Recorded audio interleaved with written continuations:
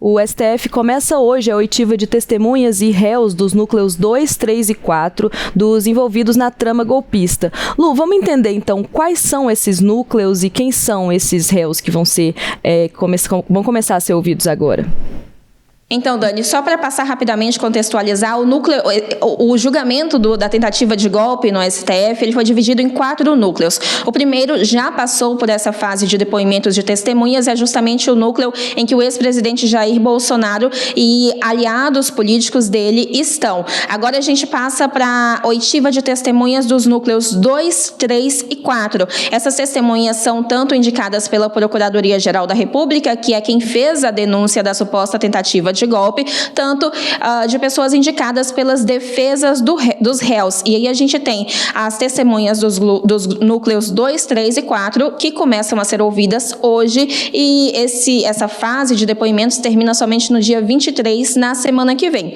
Para a gente resumir, então, quem faz parte desse núcleo 2? Esse é o grupo que foi apontado ali por operacionalizar medidas, e a gente tem, inclusive, muitos nomes que integravam a Secretaria de Segurança Pública do Distrito Federal na data de 8 de janeiro de 2023, que foi quando a gente teve a invasão e a depredação de prédios públicos aqui em Brasília. Então, a gente tem nesse núcleo 2, Dani, o delegado da Polícia Federal, Fernando de Souza Oliveira, que ele era o número 2 em comando ali na Secretaria de Segurança Pública no 8 de janeiro. Também Felipe Martins, que é ex-assessor para assuntos internacionais da Presidência da República.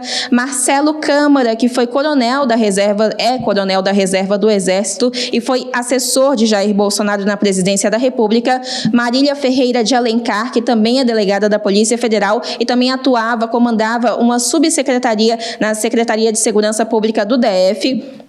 Também nesse núcleo 2, Mário Fernandes, general da reserva do Exército. E, por último, o ex-diretor-geral da Polícia Rodoviária Federal no governo Bolsonaro, Silvinei Vasquez. Isso o núcleo 2. A gente parte agora, então, para o núcleo 3, que é composto aí pelo que a gente chama de kids pretos, aqueles militares que integram as forças especiais do Exército. Não só eles, mas também eles nesse núcleo 3. E a gente tem, então, nesse núcleo 3, 3 coronéis do Exército: Bernardo Romão Corrêa Neto, Fabrício Moreira de Bastos e Márcio Nunes de Rezende Júnior. Também tenentes coronéis, são eles Hélio Ferreira Lima, Rafael Martins de Oliveira, Rodrigo Bezerra de Azevedo, Ronald Ferreira de Araújo Júnior e Sérgio Ricardo Cavalieri de Medeiros. Ainda nesse núcleo 3, Estevão Teófilo Gaspar de Oliveira, general da reserva, e Vladimir Matos Soares, que é agente da Polícia Federal. E por último, a gente tem o núcleo 4 nessa ação de golpe. É justamente o núcleo apontado pela Procuradoria-Geral da República por disseminar informações falsas, inclusive aí sobre o sistema eleitoral. E a gente tem aqui militares do Exército: Ailton Moraes Barros, que é ex-major, Ângelo De Nicoli, que é major, Giancarlo Rodrigues, subtenente, Guilherme Almeida, tenente-coronel, Reginaldo Abreu, coronel, todos do Exército. Também Marcelo Bormevê, agente da Polícia Federal, e Carlos César Moredson Rocha, presidente do Instituto Voto Legal. Então, são todos esses réus que indicaram testemunhas, claro, além das testemunhas indicadas pela PGR, que vão ser ouvidas pelo Supremo Tribunal Federal entre hoje e o próximo dia 23 de julho, Dani. E a gente tem uma lista importante de testemunhas também, né, Lu? A gente tem várias pessoas ali alguns depoimentos que são bastante esperados. A gente até tem uma arte ali para mostrar para o nosso espectador quem são esses depoimentos que são previstos ali. E a gente tem o do general Marco Antônio Freire Gomes, né, que ele já ele era comandante do Exército na época, né, do governo Bolsonaro. O brigadeiro Carlos de Almeida Batista Júnior, que era o comandante da Aeronáutica. O Ibanez Rocha, né, que é o governador do Distrito Federal. O Valdemar da Costa Neto, que é o presidente do PL. O Mauro Cid, que como réu colaborador vai depor em todos esses, né, vai participar desses depoimentos. O senador Rodrigo Pacheco, né, que era presidente do Senado e do Congresso na época. E o José Múcio Monteiro, que é o ministro da Defesa defesa do presidente Lula. Então, todas essas oitivas devem acontecer, então, a partir de hoje até o dia 23, né, Lu? Para a gente ter porque a gente já teve do Núcleo 1, essas oitivas já aconteceram, né? Já foram ouvidas essas testemunhas, já teve até a careação também entre réus, entre réu e testemunha e tudo mais, mas agora vai para esses outros núcleos, né? Como foi dividido aí pela Procuradoria-Geral da República. Exatamente. E uma diferença que acontece entre essa fase de instrução de oitiva de testemunhas do Núcleo 1 para os Núcleos 2, 3 e 4 é que no Núcleo 1, quem interrogou essas testemunhas foi justamente o ministro relator da ação no STF, que é o ministro Alexandre de Moraes. Agora, quem interroga elas é um juiz auxiliar do gabinete de Moraes, juiz Rafael Henrique Janela Tamay Rocha.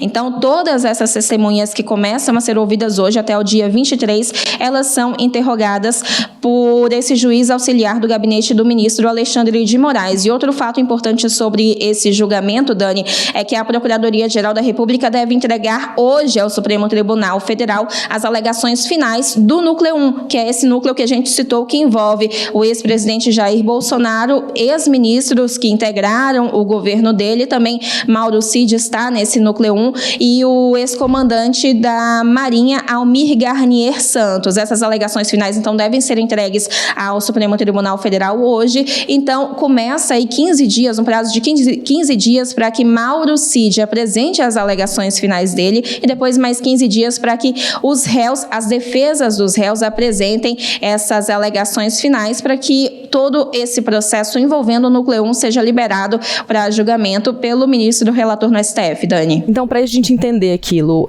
logo depois dessas alegações finais, ele já parte, então, para emissão de sentença, é isso?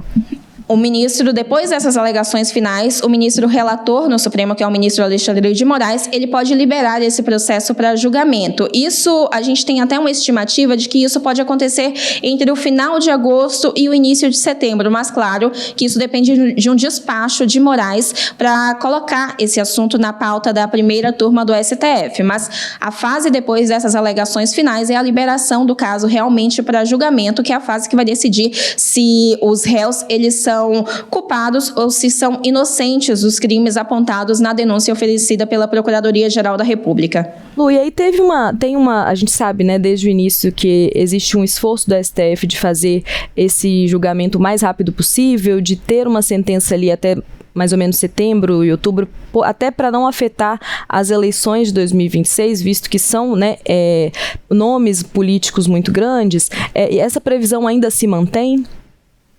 Pelo menos do Núcleo 1 ela se mantém, Dani. A gente tem até essa expectativa de que o ministro Alexandre de Moraes não demore a liberar esse caso para julgamento na primeira turma depois dessa fase de apresentação das alegações finais. Como eu disse, primeiro da PGR, que deve apresentar hoje, depois de Mauro Cid, que é o delator, fechou colaboração premiada com a Justiça nesse caso, e depois das defesas dos réus do Núcleo 1, que devem apresentar esse documento.